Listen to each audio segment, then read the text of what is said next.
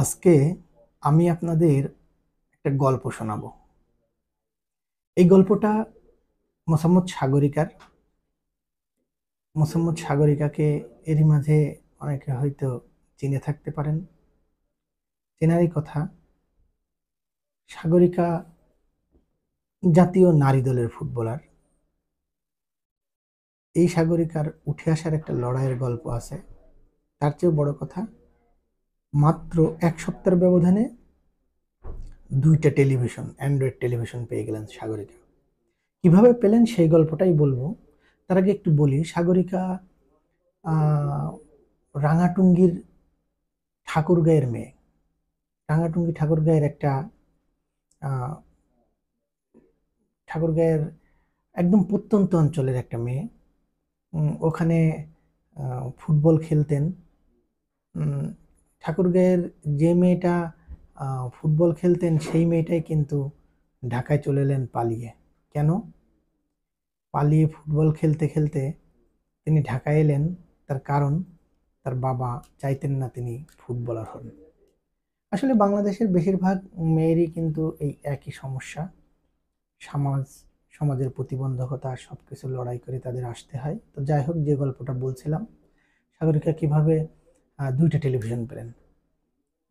তার আগে আমি একটু বলে নিই, সাগরিকা তখন বাড়ি থেকে চলে এসেছেন পালিয়ে, যে কারণে তার বাবা লিটন আলী তার সঙ্গে কথা বলে না।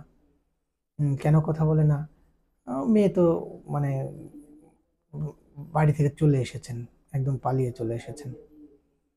যাই হোক, মেয়ের সঙ্গে কথা বলেন না। মেয়ে অনেকবার ফোন দেয়, কথা বলে না। তিনি চলে এলেন ঢাকায়, এসে ফুটবল খেলবেন।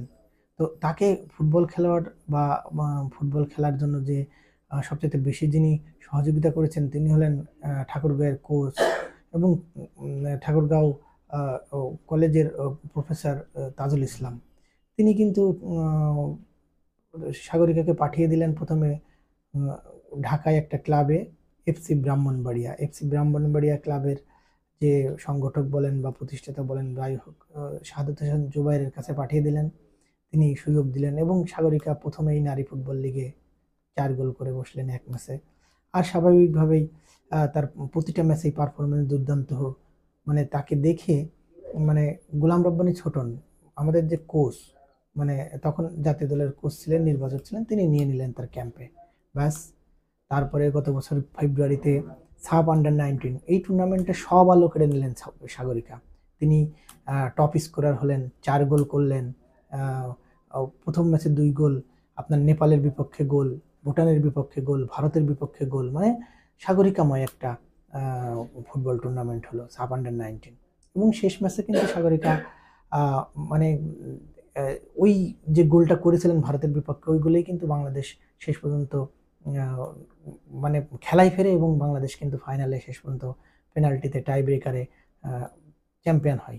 যুগ্ম চ্যাম্পিয়ন হয়েছিল বাংলাদেশ। কিন্তু আমি তো সেই গল্পটা বলতে চাচ্ছি না। আমি বলতে চাচ্ছি যে সাগরিকা কিভাবে টেলিভিশন পেল। সে একটা ভালো গল্প। সাগরিকার বাবা লিটন আলী, তিনি কিন্তু পাড়ার চায়ের দোকানদার। মানে তাদের নুন আনতে পান্তা ফুরোয়, এরকম একটা অবস্থা। কোনো মানে সংসার চলে না আর কি। অন্যের জমিতে থাকে, অন্যের জমিতে বাড়ি করে থাকে, অন্যের জমিতে একটা দোকান দিছে। সেই দোকানেই চায়ের দোকানে বিক্রি করে আর কি, চা বা এই ছোটখাটো দোকানদার আর কি, মফস্বলে যেমন হয়। তো মেয়ে খেলা যখন শুরু হলো, মানে মেয়ের খেলা দেখবে, কিন্তু খেলা দেখতে ইচ্ছে করছে, তার টেলিভিশন নাই।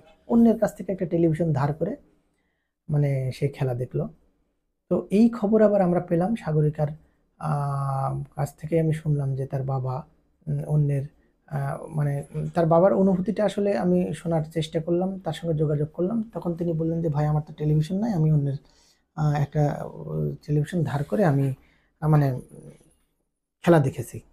বিষয়টা আমার কাছে একটু মানে খুবই প্যাথেটিক মনে হলো। আমি একটা নিউজ করলাম এবং সেই নিউজের সুবাদে ওয়ালটন কর্তৃপক্ষ সাগরিকার সঙ্গে যোগাযোগ করলো এবং সাগরিকার সঙ্গে বলতে আমার সঙ্গেই যোগাযোগ করলো এবং বলল যে তার অভিভাবকদের ডাক দেন। প্রথমে সিদ্ধান্ত হলো যে ঠাকুরগাঁয়ে কোনো একটা ওয়ালটনের শোরুম থেকে দেওয়া হবে টেলিভিশন, কিন্তু তারপরে বললো যে না, ঢাকায় তাকে ডেকে আনো। ফাইনালের দিন, ফাইনাল বাংলাদেশ ইন্ডিয়া ফাইনাল হবে সেদিন, তার আগের দিন রাতে যোগাযোগ করলাম যে লিটন আলীকে বললাম যে আপনি চলে আসেন। তিনি আসলেন। তার মানে ওয়াইফ আঞ্জু বেগম, তাকেও নিয়ে এলেন সাগরিকার মা। কিন্তু তারা সারা রাত মানে ট্রেনে জার্নি করে এসেছেন, খুবই বিধ্বস্ত লাগছে আর কি। আমি বললাম যে আপনারা কিভাবে এলেন? বলেন টিকিট পাইনি, চাউলের বস্তার উপর আসছে। কি একটা প্যাথেটিক অবস্থা। তো যাই হোক তাদেরকে মিরপুরে, কমলাপুর থেকে মিরপুরে এলো, মিরপুরের থেকে মানে ওয়ালটনের যে শোরুম আছে, ওয়ালটনের যে অফিস আছে সেখানে গেলাম। যে এফ এম ইকবাল বিন আনোয়ার ডন ভাই, উনি ওয়ালটনের কর্মকর্তা, তিনি কিন্তু তার বাবা মাকে যথেষ্ট মানে আপ্যায়ন করলেন। এরপরে তার হাতে তুলে দিলেন টেলিভিশন আর কি। তো এই টেলিভিশনটা দেওয়ার 1 সপ্তাহের মাথায় আবার কিন্তু সাগরিকা চ্যাম্পিয়ন হলো বাংলাদেশ দল। সাগরিকা সহ সবাইকে সংবর্ধনা দিল ওয়ালটন, এবং ওয়ালটন সংবর্ধনায় কিন্তু প্রত্যেককে একটা করে টেলিভিশন দিয়েছিল। দেখেন, আমি বলছি এই কথাটাই যে যে সাগরিকার বাবার 1 সপ্তাহ আগেও কোনো টেলিভিশন ছিল না, মেয়ের খেলা দেখবে বলে সে হচ্ছে অন্যের টেলিভিশন চেয়ে মানে তার দোকানে লাগিয়ে খেলা দেখতো। 1 সপ্তাহ পরে কি অদ্ভুত, তার পাশে 2টা টেলিভিশন এবং অ্যান্ড্রয়েড অনেক বড়। এটার কারণ কিন্তু সাগরিকা।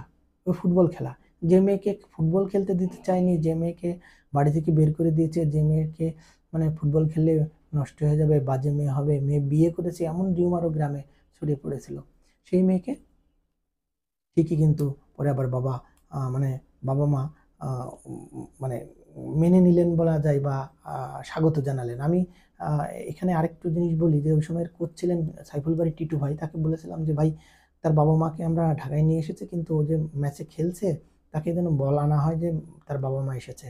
ঠিকই গ্যালারিতে তাকে মানে কমলাপুর স্টেডিয়ামের গ্যালারিতে তাকে নিয়ে গেলাম বাবা মাকে। সাগরিকার বাবা মা গিয়ে খেলা দেখলেন। মাঠে তারা কখনো মানে ঢাকায় আসেনি, এরা কি কখনো ঢাকায় আসেনি। প্রথমবার ঢাকায় এসে স্টেডিয়ামে এসে খেলা দেখে মুগ্ধ, সাগরিকার খেলা দেখে মুগ্ধ। তারপরে ম্যাচ শেষ হলো অনেক রাতে, সেই পেনাল্টি টাই ব্রেকার 10টা 15টা মানে টানা 17টা টাই ব্রেকার, মানে সে এক রেকর্ড গড়া ম্যাচ হলো। সেই ম্যাচ শেষ হতে হতে তারপরে অনেক ঘটনা, নানা ঘটনা পরিক্রমা, সেটা আমি আরেকদিন আরেক ভিডিওতে বলবো। তো ম্যাচ শেষ হলে ওই ফ্লাড লাইটের আলোয় সাগরিকার বাবা মাকে নিয়ে গেলাম মাঠে। সাগরিকা হঠাৎ করে দেখে তার বাবা মা, আরে বাপরে বাপ, কল্পনাই করে নাই, ভাবছে যে ঠাকুর গায়ে আছে। তার বাবা মাকে দেখে কান্নাকাটি করে বুকে জড়িয়ে ধরলেন। সে একটা হৃদয় বিদারক দৃশ্য, এবং সবাই আসলে মুগ্ধ। তো যাই হোক, আমি যে গল্পটা বলতে চাচ্ছিলাম সেটা হচ্ছে সাগরিকা, যে সাগরিকাকে তার বাবা বাড়ি থেকে তাড়িয়ে দিয়েছিলেন, সেই সাগরিকাই কিন্তু আবার ফুটবলের বদৌলতে আহ, আহ, বা এলাকাবাসীর নাম উজ্জ্বল করলো, এবং এখন কিন্তু সে জাতীয় দলের অন্যতম সেরা ফরওয়ার্ড। ভুটানের বিপক্ষে জাতীয় দলের হয়ে হ্যাটট্রিক করেছেন। এই যে এখন সাব আন্ডার 19 চলছে, সেখানেও কিন্তু সে প্রথম ম্যাচে হ্যাটট্রিক করেছেন। তারপরে আবার গতকালের ম্যাচেও খুব ভালো খেলছিলেন, কিন্তু আনফর্চুনেটলি লাল কার্ড খেয়েছে। তার মানে আগামীকাল ভুটানের সঙ্গে যে ম্যাচটা হবে সেখানে সাগরিকাকে দেখা যাবে না। যাই হোক, কিন্তু তার পরবর্তীতে আবারও সাগরিকা মাঠে ফিরবে এবং ভালো ম্যাচ খেলবে, আর তার পায়ে বাংলাদেশ গোল দেখবে, এটাই প্রত্যাশা। আমার ভিডিও যদি ভালো লেগে থাকে তাহলে অবশ্যই সাবস্ক্রাইব করবেন, এবং এই ধরনের ভিডিও আমি আরও আনার চেষ্টা করব। আপনারা মতামত জানাবেন আমাকে যে কেমন ভিডিও আপনারা চান, এবং ফুটবলারদের অনেক পেছনের গল্প আমি আসলে বলতে চাই। সে পর্যন্ত সবাই ভালো থাকবেন, ধন্যবাদ।